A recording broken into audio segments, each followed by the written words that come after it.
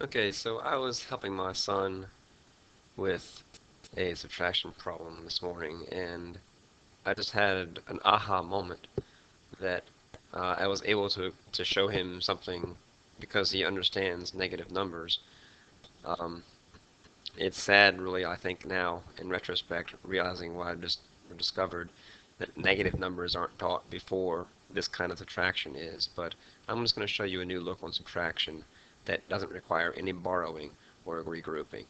If you look at these three problems, these three subtraction problems, you recognize pretty quickly that you're not going to be able to do them really simply because in some cases the number being subtracted, also known as the subtrahend, but that's not really that important.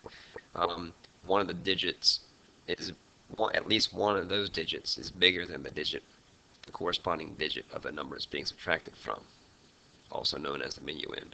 Again, who cares? Anyhow, um, I'm going to proceed through these subtraction problems uh, in a different way. You're used to going right to left. You would say 7 minus 2 is 5. 4 minus 6, I can't do that, so I have to borrow from the 6 and so forth. But on that. All right, I've got another way that's not involved that I'm not going to show you today. Um, but I just discovered this. I was just really wanting to show it. So here's what I'm going to do. I'm going to start with the hundreds. This is really not 6 minus 3, right? It's really 600 minus 300. And 600 minus 300, we all know, is 300. Okay, now I'm going to proceed to 4 minus 6, but that really isn't 4 minus 6. If you're not thinking about that, it's 40 minus 60. Then you're losing the whole point of this problem because it's not 4 and 6. It's 40 and 60. 40 minus 60. What is 40 minus 60? Well, before you understand negative numbers, you have to answer that, can't do it. But if you understand negative numbers, you understand that 40 minus 60 is negative 20. And then 7 minus 2, that's a piece of cake. That's 5.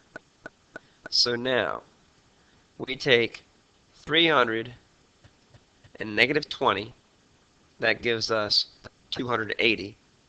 And 280 plus 5 is 285. And we haven't done any borrowing or regrouping.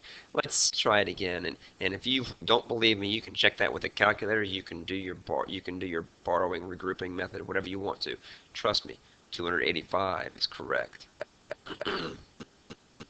Now, 763 minus 485. We're going to do the same thing. 700 minus 400 is again 300. 60 minus 80. Boring. It's again negative 20. I could have changed those tens digits to make something different. And 3 minus 5. Well, 3 minus 5 is, let me change it to red. 3 minus 5 is negative 2. So what we have is 300 and negative 20 and negative 2. 300 and negative 20 is 280. 280 and negative 2 is 278.